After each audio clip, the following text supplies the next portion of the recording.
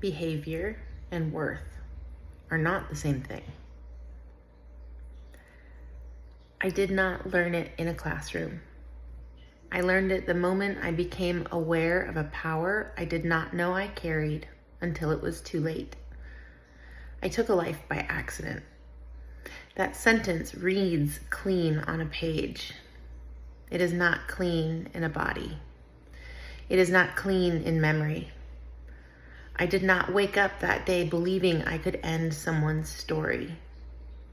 I lived most of my life pretending my feelings were weather that could pass, not currents strong enough to move a boat.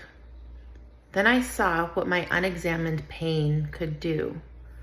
I saw the size of it. There is a terror in realizing you are that powerful. Not powerful like a title. Powerful like gravity. Powerful like the capacity to alter someone's one and only life without meaning to. I did not get the luxury of thinking I am harmless after that. Harmlessness ended for me the day harm became undeniable. If you've never met that part of yourself, I understand why you cling to simple stories. Villain here, saint there, barred doors between behavior and belonging. I tried that. It breaks. Prison did not teach me that I am worthless. It tried. What it taught me, against its own purpose, is that behavior and worth speak different languages. Behavior can be judged. It should be. Worth is not earned. Worth is not revoked. Worth is oxygen. Behavior is breath control. I needed breath control. I had none. I learned self-regulation, self-discipline, self-restraint because I had to, or I would not survive myself. I did not learn because the state shamed me into goodness.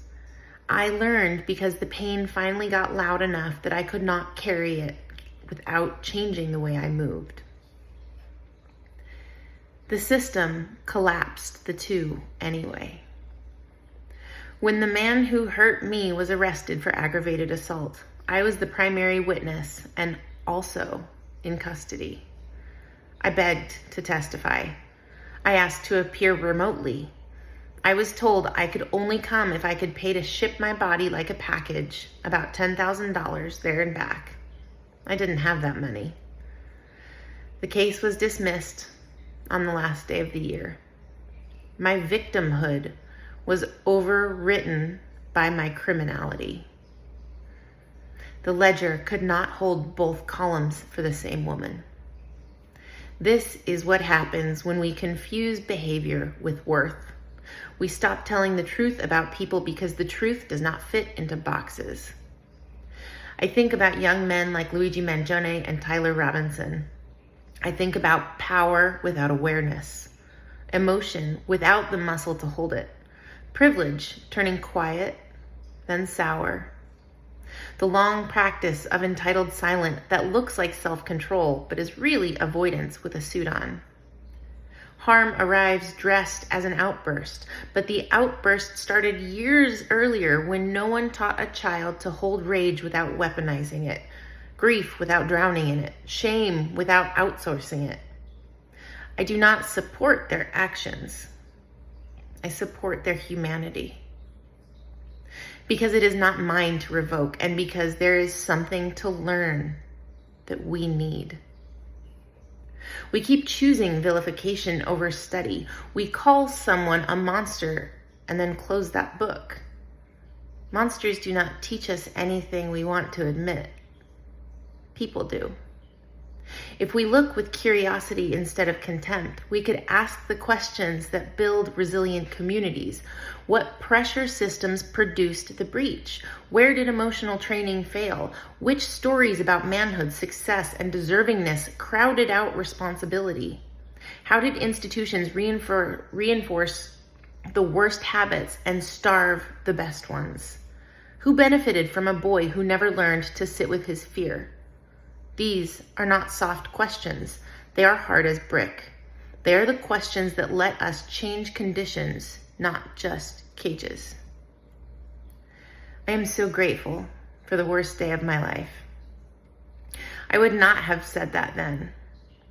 It is not gratitude for harm.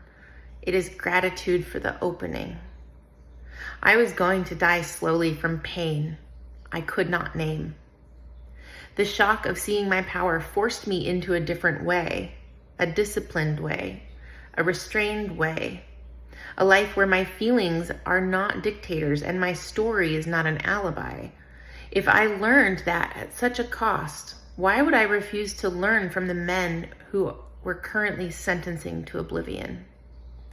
Why would I refuse to ask the same questions of the most visible offender in our culture, a president who performs entitlement like a sacrament?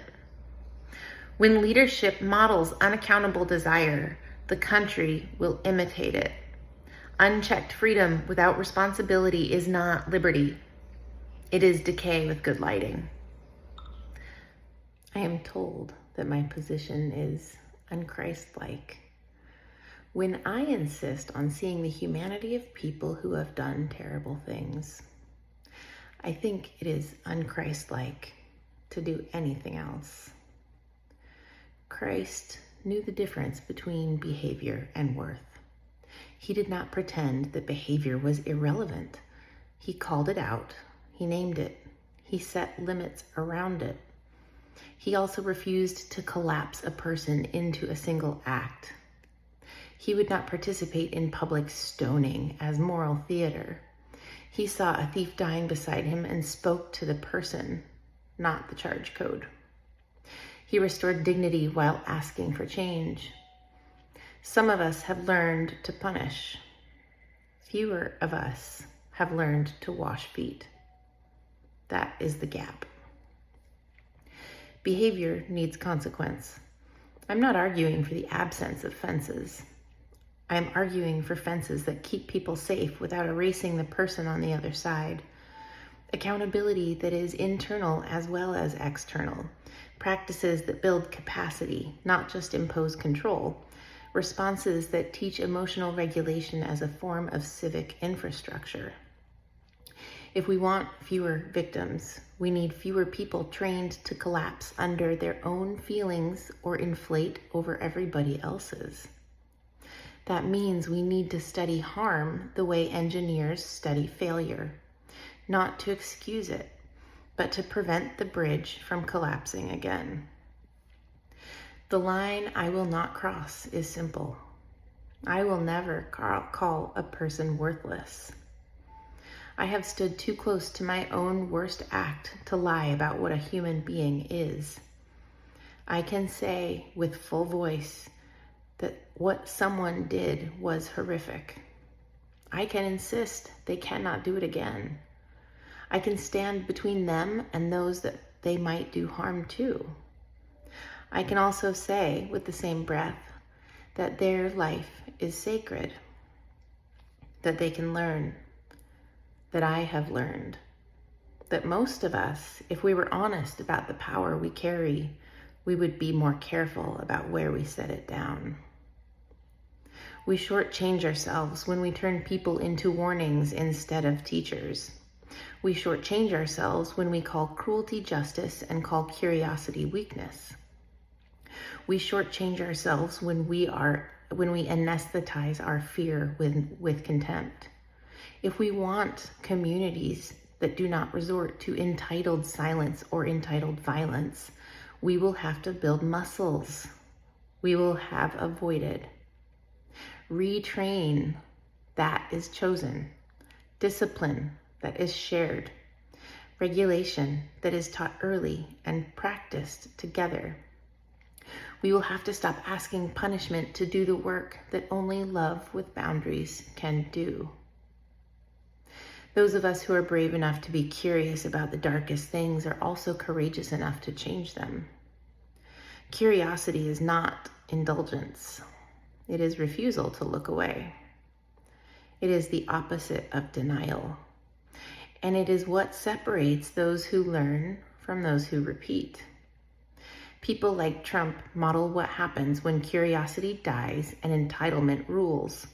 Harm multiplies, responsibility disappears, and the story gets recycled in blood and grief.